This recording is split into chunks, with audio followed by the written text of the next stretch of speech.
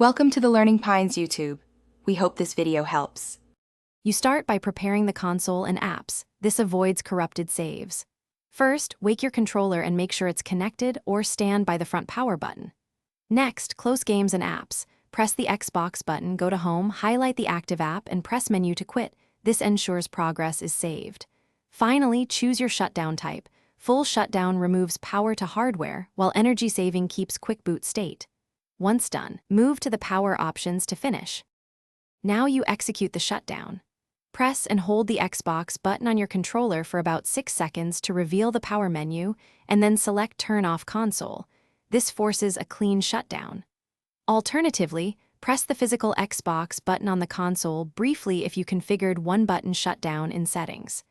If you prefer confirming in the UI, go to Profile and System, select Power, then choose Turn Off or Restart.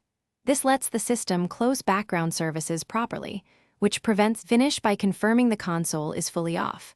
Watch for the power light to go out and the fans to stop before you unplug. If the system is unresponsive, hold the console power button for 10 seconds or more to force a shutdown, then wait at least 1 minute before powering back on. This clears transient hardware states. If problems persist, test a different outlet, inspect the power brick LED for faults, and as a last resort, perform a soft reset in Settings to restore proper power behavior. Thanks for watching. Consider subscribing if we helped you.